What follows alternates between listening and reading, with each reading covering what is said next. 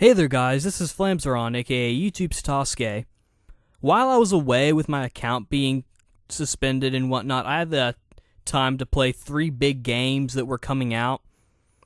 And since I've played them, I haven't finished all of them, but I've played a good bit of them. I figured I should give my thoughts on each of them, and instead of just doing like an individual sort of video kind of thing and just taking up like video space, I don't even think there is such a thing as video space. I can have as many videos as I want. But I think I'm just going to like combine them all into just one big thing since they came out relatively close together, and they all have to do with like the same thing. And so, let's get started. The first game I'm going to talk about is Dark Souls, the spiritual successor to Demon Souls, created by From Software. To start off with, I feel like there's a little bit of a misconception with this game, because I was talking with my vice president of my anime club, or not my anime club, but the anime club, and he gave me the impression that he thought that Bandai actually created Dark Souls. And just in case anyone out there believes this besides him, I just want to go ahead and state that no, Bandai didn't create Dark Souls. From Software did. Bandai is just publishing it. Actually, technically, Namco Bandai. They saw how successful Demon Souls was, and once they heard that Dark Souls was in like development, or at the time a successor to Demon Souls, they figured, okay, one, we don't even have to do anything with this because it's going to be in English anyway. The most we'll have to do is just translate the text over to English and then do like some proofreading. All the voices will be in English. And we can probably just go by the Chinese version, which will have English version and an English version anyway. English text, mind you. And two, this game was extremely successful, so we don't even have to put any effort in it at all. I think that's what Namco was thinking. One, this game would be really successful regardless because, Demon Souls was really successful. And I think this game's done a lot, but they figured that they wouldn't have to do hardly anything. Not trying to say that Namco doesn't put any effort in their games because, obviously that's false. Otherwise their games would be poo-poo. But anyway, Dark Souls. Going into it, I was expecting it to be pretty hard, and actually I do think it's hard. It's kind of like Demon Souls where it's hard but easy. It's hard but beatable at the same time. Nick, for one thing, has gotten really far in the game. I got him into Demon Souls. He picked up Dark Souls, and he's actually farther than me, but of course he went to one of the later levels when you're not supposed to and got like a really powerful weapon.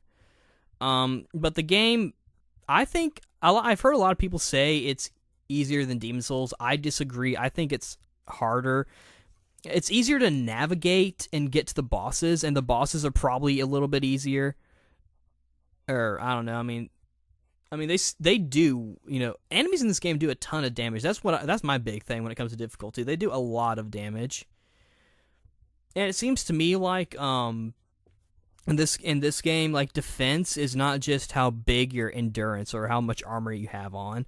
It's all in like blocking and parrying and whatnot, which is more realistic considering if you just stand there, you're still gonna get hurt even if you're wearing armor, and you have like high defense.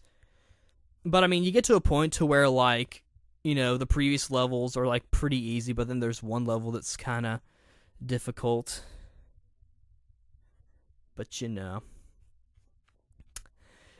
this game, it doesn't really have any sort of it doesn't have the hub system that Demon Souls had. It kind of does later on, sort of, in the sense of like access to the levels. And there are main bases in the game.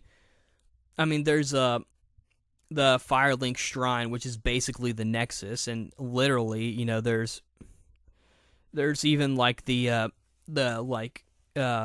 character who has like some sort of I don't really know how to call it, but like one of the Firekeeper ladies who lights up the bonfire. She can't speak, kind of like how the Maiden in Black couldn't see. Like when you talk to the Firekeeper lady, I mean, she's in like a cage, so you can't really do anything. It'll say like she doesn't say anything. She's basically mute. And in this game, you don't really have. There's no like portal or anything. The game kind of gives you a little bit of a break by having like bunches of shortcuts and like extra doors to go through in order to get to where you need to be. Which makes the game a little bit easier as opposed to having to go all the way back to your main place, stocking up on whatever, and then going back. Of course, this game kind of makes like your main base sort of like travelable, if that's even a word. Like the bonfires, they're kind of like your main hub because you can get stuff. You can get pretty much anything. The only thing you can't really get, I don't think, is a shop, which would make the game a little too easy. But, but yeah, the main reason why I think this game is harder is because, the enemies I feel like are not only tougher, like they do more damage, and they have more HP and maybe even more defense, but they're also a little bit smarter. Like sometimes they do the little backstep thing, like where they jump back, and sometimes they'll heal themselves, and of course you use that time to attack them. So they're a tad bit smarter. I mean, they have their patterns, and you can exploit them once you figure stuff out. But still, they can be pretty tough. That's my main thing. The levels themselves don't really seem that hard to navigate. Like, if you skip all the enemies somehow, then you can probably make it to the boss. And if you can kill the boss, then, bam. Like, you exploit, all the little issues and whatnot. As far as voice acting's pretty good. I don't really know. I mean, I'm assuming From Software got their little group to do their thing. I don't really recognize any voices, but there are like several characters archetypes who kind of come from Demon Souls. Like, for example, I already mentioned the maiden person who kind of serves as like the in this case she's this firekeeper lady. She's sets up the bonfire, but right across from her there's a guy named Lautrec who's basically, I look at him as sort of like a yurt almost. Like he's got some hidden agenda and he wants you to, and he like kills, well I'm gonna go ahead and spoil it. He kills the firekeeper lady, and that's what happened to me. Unless you kill him first while he's just kind of chilling, and that's what Nick did, kind of sent him flying. So that's one thing I have to keep an eye on. Of course, at that point, you'll have other bonfires to go to, so the fact that one bonfire is not around, it doesn't really matter.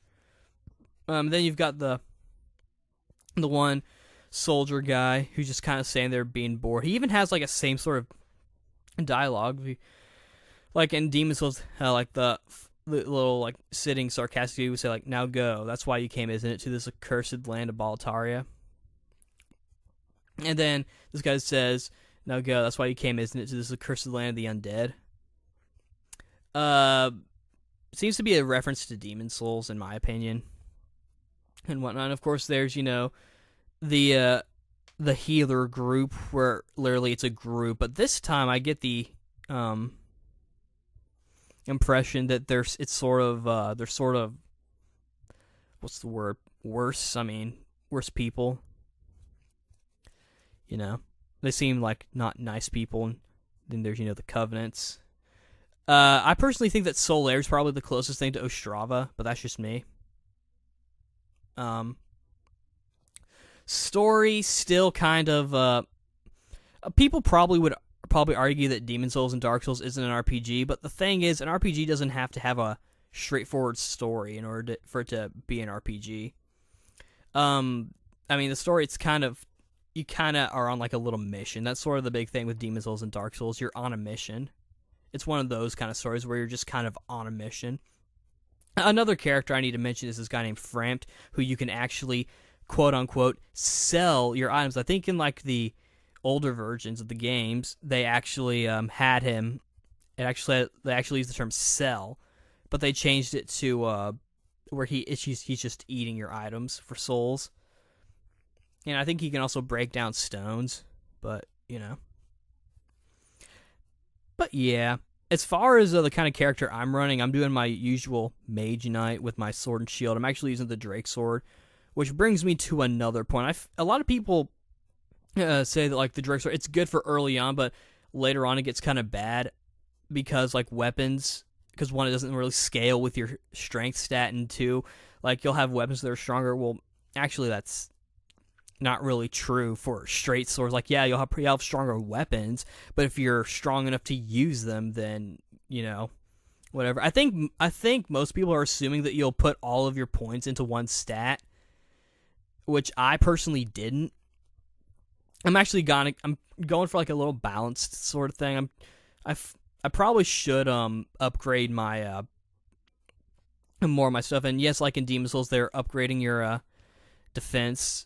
And I think it's still the level up variable. Like, with every point you put in, you gain a level up. So, like, my guy's like level 60-something right now, and I'm currently grinding just in general. And for the scaling thing, that's also, scaling doesn't really add that much. Unless your strength stat is super, super high, then it's not going to matter, unless, like, your strength is really high or your weapon is really strong. Because then, like, if your weapon's really strong, it'll just get a tiny boost, but it'll be strong enough anyway, so that boost will just add more. It's like putting ketchup on French fries. French fries are good, but they're better with French fries. But, like, you don't necessarily need the ketchup. And for the strength thing, that kind of, if you have a really weak weapon, if you have, like, a weak weapon but really strong strength, like, it'll like scale up really high. I think there's actually a set variable for scaling though. I think it kind of depends on the weapon, because I noticed the number kind of changes. But it also, I'm sure, depends on your strength stats. So honestly, like, I looked at my raw broadsword, which is my number 2 weapon, and I powered up. It has like a 160 strength, while my Drake sword has like 240.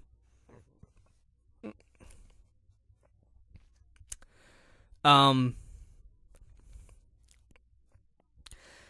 I looked at it, the scaling, it didn't add much. It got it to like 190 or something, 180 or 190.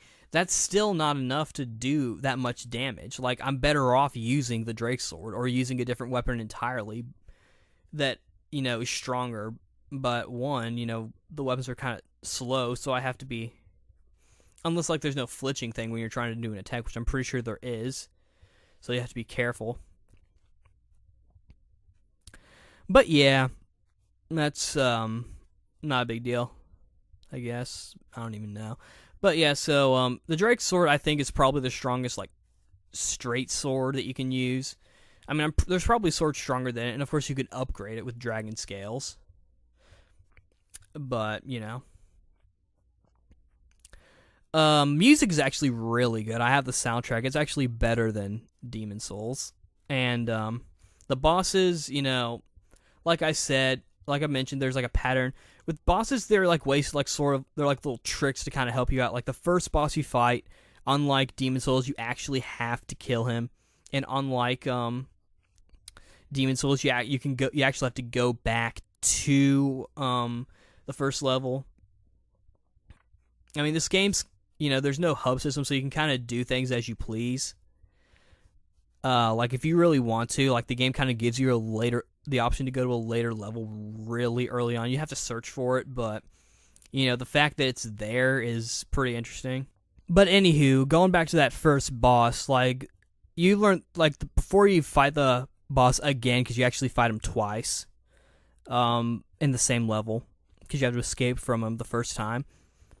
What you do is, like, the game teaches you, like, this little downward stabbing thing, which does a crap ton of damage. And so you use that, and it takes out, like, the enemy a lot. Like, a heck lot. What else? Oh, yeah, and then, like, this other boss you can do where the game kind of... You can do the same thing, but you have to kind of go back and forth, sort of. You kind of have to make the boss follow you, then go back. And if you're not quick enough, the boss will actually come up to where you are and, like, fight you on top of something. And then the bosses, the game, From Software made the game a little bit easier, I think. Though they probably did that because, they made the game harder. They were trying to make the game harder